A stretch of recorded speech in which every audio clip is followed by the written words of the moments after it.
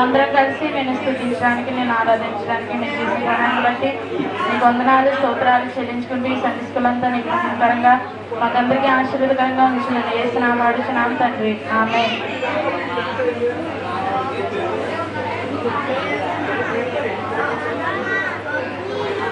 పిల్లలు, మీకు అందరికీ బాగా వచ్చిన పాట ఒకటి నుంచి పాడండి. అందరూ స్టాండ్ అప్, అందరూ నుంచి ఓ పాట పాడండి.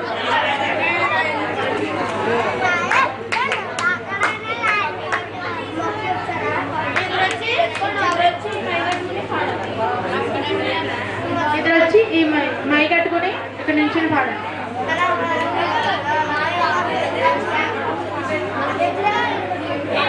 రెండమ్మా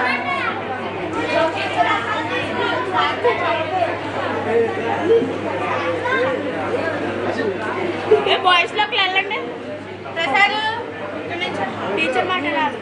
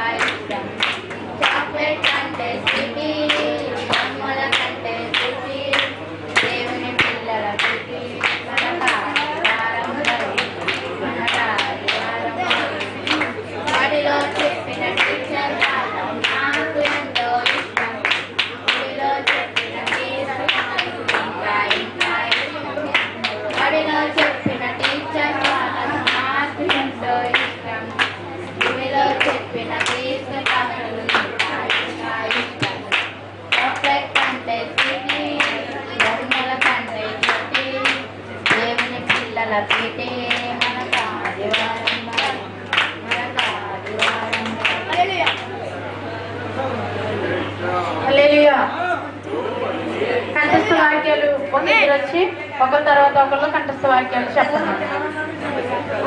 రండి, ఒకళ్ళు వచ్చి తర్వాత ఇంకొకళ్ళు అలాగా లైన్ గా చెప్పండి.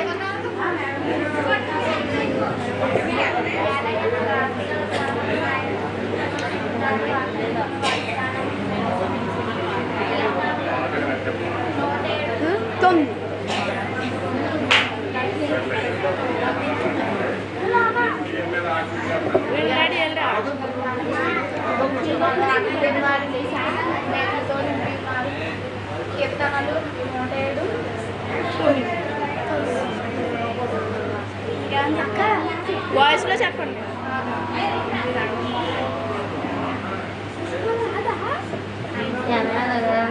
హాస్పిటల్ ప్రాణాన్ని గుర్తుపచ్చున్నాడు. ఆకులను వారు వేలుతో నింపుకున్నాడు. చేతను road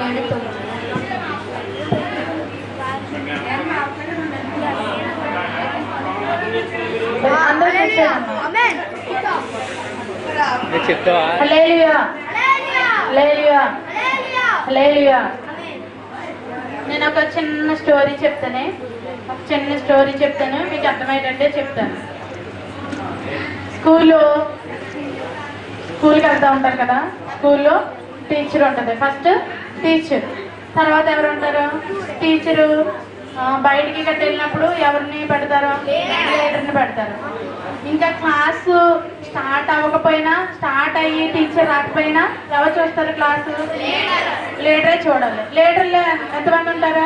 first leader, second leader, third leader కూడా కొన్ని చోట్ల ఉంటారు, కొన్ని చోట్ల ఉండరు. అంతేనా? First leader, second leader, third leader కొన్ని చోట్ల ఉంటారు, కొన్ని చోట్ల ఉండరు. అలాగే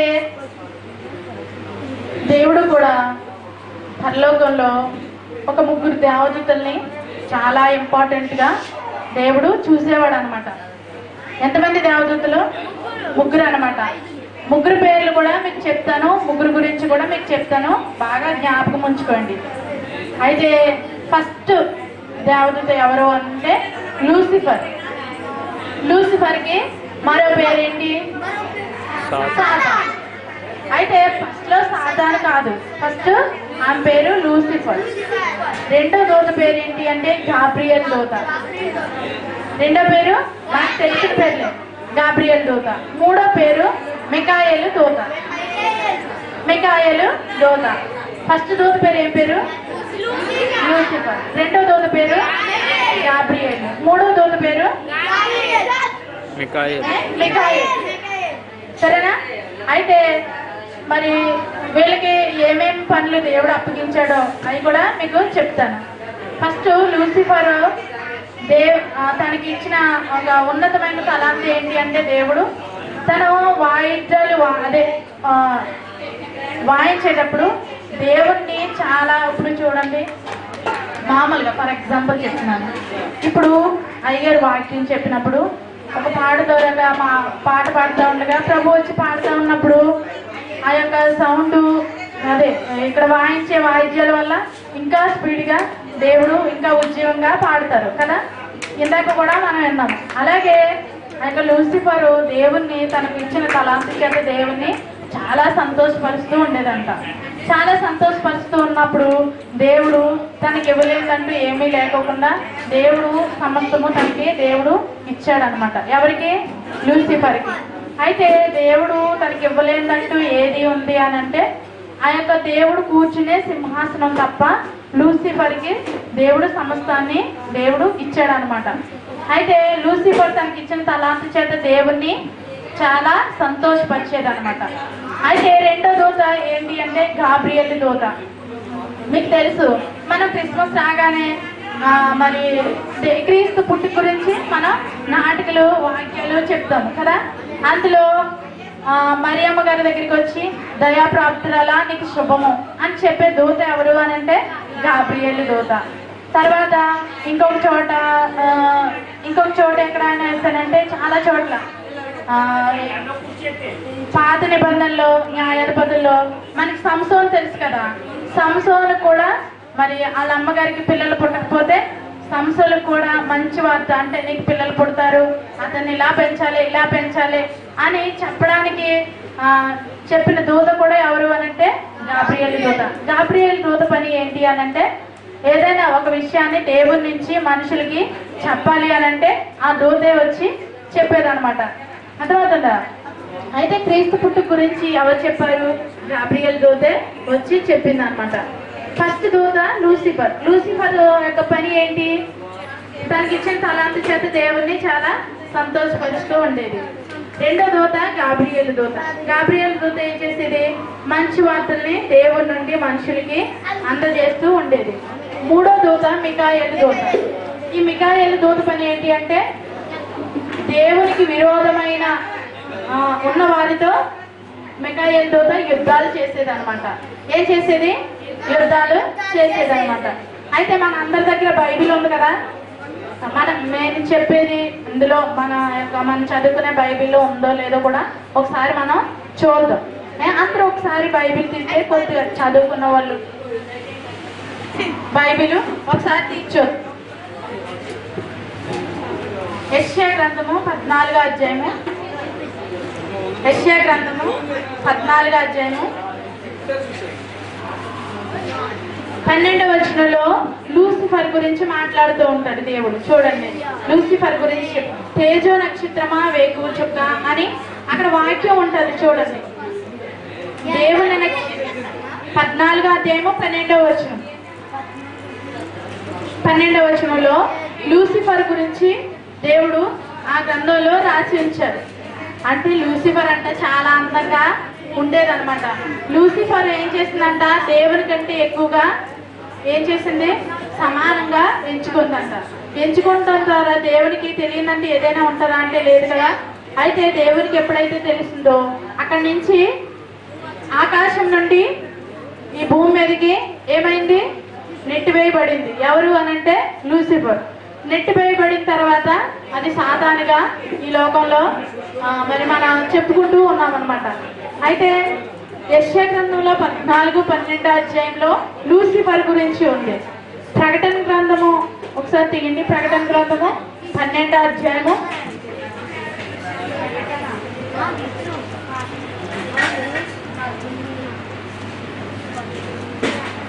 ప్రకటన గ్రంథము 12వ అధ్యాయము. తీసారా అందరూ? 12వ అధ్యాయం 7వ వచనంలో ఉంటది. ఇక్కడ మిఖాయేలు దూత గురించి ఉంటది. అక్కడ మిఖాయేలు దూత యుద్ధం చేసిందంట. ముందు చూసారా, చదువుకున్నారు కదా మీరు. యుద్ధం జరిగిందనమాట. ఎక్కడ అనంటే ఎప్పుడైతే ఆ లూసిఫర్ దేవునితో సమానంగా ఎంచుకుందో, దేవునికి ఎప్పుడైతే తెలుసుదో దేవుడు పరలోకంలో ఒక యుద్ధాన్ని ప్రకటించారనమాట. అయితే ఇప్పుడు యుద్ధం ఎవరు చేయాలి? మిఖాయేలు దూత చేయాలి. ఇదిగో ఇందులో ఉంది 7వ వచనంలో మిఖాయేలు దూత యుద్ధం చేసిందనమాట. యుద్ధం చేసినప్పుడు అప్పుడు లూసిఫర్ ఏమైంది? కిందకి నెట్టివేయబడింది అనమాట. కిందకి నెట్టివేయబడితే లూసిఫర్తో కొంతమంది, ఇప్పుడు నేనంటే ఇష్టమైన వాళ్ళు కొంతమంది ఉంటారు, వేరే వాళ్ళు ఇష్టమైన వాళ్ళు కొంతమంది ఉంటారు. అయితే లూసిఫర్తో ఇష్టమైన వాళ్ళు కొంతమంది ఈ లోకాల్లో ఇంటివేయబడ్డారనమాట. అయితే ఇందులో మిఖాయేలు దూత గురించి ఉంది. గాబ్రియల్ దూత గురించి మనకు తెలిసిందే. లోకసువార్తలో 2వ అధ్యాయంలో ఉంటది. 2వ అధ్యాయం 1వ అధ్యాయము 26వ వచనంలో, 1వ అధ్యాయము 8వ వచనంలో దయాప్రాప్తురాల నీకు శుభమని చెప్పి మరి క్రీస్తు పుట్టు గురించి చెప్పింది ఎవరు అనంటే ఎవరు? గాబ్రియల్ దూత. దేవుడు పరలోకంలో 3 దేవదూతల్ని ముఖ్యమైన వారిగా దేవుడు ఎంచుకున్నాడు. ఆ 3లో ఫస్ట్ పేరు ఏంటి? లూసిఫర్. లూసిఫర్ యొక్క పని ఏంటి? తనకిచ్చిన తలాంతుతో దేవుణ్ణి చాలా సంతోషపరుస్తూ ఉండేది. 2వ దూత పేరేంటి? గాబ్రియల్ దూత. గాబ్రియల్ దూత పని ఏంటి అంటే శుభవార్తలు తెలియజేయడం. ఏదైనా దేవుని నుండి మనుషులకి ఒక మాట చెప్పాలి అనంటే ఆ దూత గాబ్రియల్ దూత వచ్చే చెప్పేది. 3వ దూత పేరు ఏంటి? మిఖాయేలు దూత. మిఖాయేలు దూత ఏం చేసేది? యుద్ధాలు చేసేది. ఇలాగా దేవుడు ఒక క్లాస్లో ఒక first leader, second leader, third leader ఎలాగ ఇంపార్టెన్స్, దేవుడు పరలోకంలో కూడా 3 దూతల్ని ఎన్నుకుని వారి చేత దేవుడు కొంతమందిని ఒక విధంగా నడిపించాలి అని అనుకున్నప్పుడు కొన్ని లూసిఫర్ యొక్క మరి దేవుడికి వ్యతిరేకంగా ఆలోచించడం వల్ల, గర్వంగా ఉండడం వల్ల మరి తనకున్న ఉద్దేశాన్ని దేవుడు మరి ఆ యొక్క లూసిఫర్ ఈ లోకంలోనికి నెట్టివేయబడింది. అర్థమవుతుందా? ఇది బైబిల్లో 3 చోట్ల ఎక్కడెక్కడ ఉందో కూడా మీకు చెప్పాను. వచ్చేవారు అక్క అడిగినప్పుడు మీరు అక్క ఏం చెప్పింది అని అంటే 3 దేవదూతలు ఏమేమి చేసేవారు, వారు ఎలా ఉన్నారు మీరు చెప్పాలి. సరేనా? మీ అందరికీ అర్థమైందని ఈ స్టోరీ. సరే, ఇచ్చిన స్టోరీని దేవుడు దీవించి ఆశీర్వదించున్నాడు. వాక్యం తీసుకుందాము.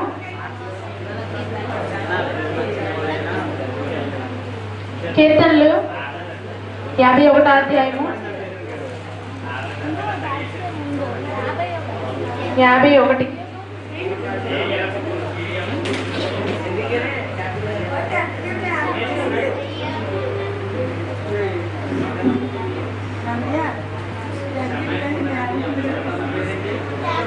ఐదవ వచనం. నేను పాపంలో పుట్టినవాడను, పాపంలోనే నా తల్లి నన్ను గర్భం ధరించాను. నేను పాపంలో పుట్టినవాడను, పాపంలోనే నా తల్లి నన్ను గర్భం ధరించాను. అందరూ చెప్పాలి వచ్చేవారు వాక్యం. సరేనా?